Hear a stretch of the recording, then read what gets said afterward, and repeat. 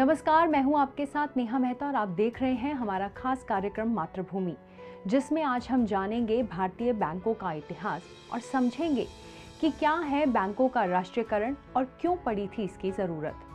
आजादी के बाद से वर्तमान दौर तक भारत के बैंकिंग सेक्टर ने बही खातों से लेकर कंप्यूटराइजेशन तक का एक लंबा रास्ता तय किया है।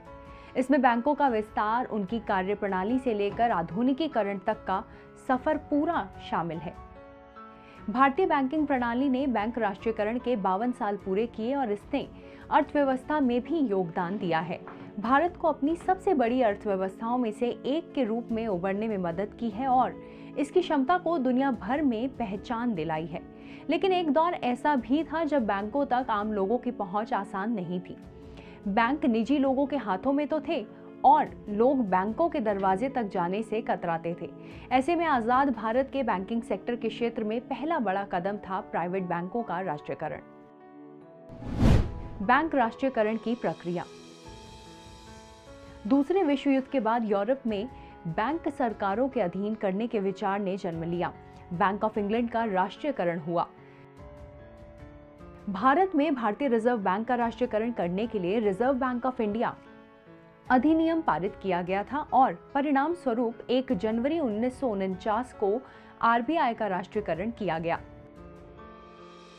इसी तरह वर्ष 1955 में इंपीरियल बैंक ऑफ इंडिया का राष्ट्रीयकरण भी हुआ और बाद में इसे भारतीय स्टेट बैंक के रूप में नामित कर दिया गया, जो वर्तमान समय में सार्वजनिक क्षेत्र का सबसे बड़ा बैंक है। यह भारतीय स्टेट बैंक अधिनियम 1955 द्वारा स्थापित किया गया था और आरबीआई के प्रमुख एजेंट के रूप में भी कार्य करता है और देश भर में बैंक लेन देन को संभालने के लिए भी जिम्मेदार है। इस अचानक राष्ट्रीयकरण के कारण पूरे देश में बैंकों को अत्यधिक परिवर्तनों का सामना करना पड़ा, जिसके कारण अंततः आर्थिक विकास हुआ। बैंकों का राष्ट्रीयकरण। 1969 में पहली बार 14 बड़े बैंकों का राष्ट्रीयकरण हुआ था। राष्ट्रीयकरण के बाद बैंकिंग सेक्टर का व्यापक विस्तार हुआ। ये 19 जुलाई 1969 की बात है, जब भारत में कार्यरत अधिकांश प्रमुख वाणिज्यिक बैंकों में से 14 का राष्ट्रीयकरण हुआ और फिर 1980 में अन्य 6 बैंक राष्ट्रीयकरण किया गया, जिसे कुल संख्या को बढ़कर 20 कर दिया गया। तीसरा चरण वर्ष 1991 से शुरू होकर अब तक का है। इस अवधि में उदारीकरण की नीति का विधिवत पालन किया गया और इसके परिणाम स्वरूप इन बैंकों की एक छोटी संख्या को लाइसेंस मिल गया। उन्हें नई पीढ़ी के तकनीक प्रेमी बैंकों के रूप में जाना जाता है, जो बाद में oriental bank of commerce, IndusInd bank, UTI bank, ICICI bank और एचडीएफसी बैंक में विलय हो गए। बैंकों के 3 क्षेत्र यानी सरकारी, निजी, विदेशी ने अर्थव्यवस्था के समग्र विकास में अपना सर्वश्रेष्ठ योगदान दिया है। बैंकिंग नीतियों के उदारीकरण के परिणाम स्वरूप बहुत से निजी बैंक भी प्रभाव में आए हैं। राष्ट्रीयकरण की क्या आवश्यकता थी? आर्थिक तौर पर उस वक्त से महसूस किया जा रहा था कि ये निजी बैंक सामाजिक विकास की प्रक्रिया में सहायक नहीं हो रहे हैं।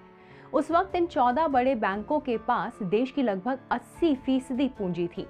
इनमें जमा पैसा उन्हीं सेक्टर में निवेश किया जा रहा था जहां लाभ के मौके थोड़े ज्यादा थे। सरकार चाहती थी कि इन पैसों का कृषि, लघु उद्योग और निर्यात में निवेश मुमकिन हो सके। एक रिपोर्ट के मुताबिक 1947 से लेकर 1955 तक 360 छोटे मोटे बैंक डूब गए थे, जिसमें लोगों का जमा करोड़ों रुपया डूब गया था। कुछ बैंक कालाबाजारी और जमाखोरी के धंधे में पैसा लगा रहे थे। सरकार ने इन हालातों में बैंकों की जिम्मेदारी अपने हाथों में लेने का फैसला किया ताकि उनका इस्तेमाल सामाजिक विकास के काम में किया जा सके। मोदी सरकार ने बैंकों के विलय के लिए क्या किया? केंद्र सरकार के 10 सरकारी बैंकों को मिलाकर 4 नए बैंक बनाने का निर्णय किया। 4 मार्च 2020 को वित्त मंत्री की बैठक में यह निर्णय लिया गया था। बैंक के विलय की योजना सबसे पहले दिसंबर 2018 में पेश की गई थी, जब आरबीआई ने कहा था कि अगर सरकारी बैंकों के विलय से बने बैंक इच्छित परिणाम हासिल करते हैं तो भारत के भी कुछ बैंक वैश्विक स्तर के बैंकों में शामिल हो सकते हैं। साल 1991 के वक्त जब नरसिंह राव की सरकार थी और देश आर्थिक संकट से गुजर रहा था, उस वक्त के वित्त मंत्री मनमोहन सिंह ने भी उस वक्त के रिजर्व बैंक के गवर्नर रहे ए नरसिम्हन से कहा था कि वो एक ऐसी कमेटी बनाए जिससे 20 से 25 सरकारी बैंकों की बजाय 8-10 सरकारी बैंक रह जाएं। लेकिन उस वक्त ये नहीं हो सका और अप्रैल 2021 में 8 से अधिक सरकारी बैंक अन्य बड़े बैंकों में उनका विलय कर दिया गया।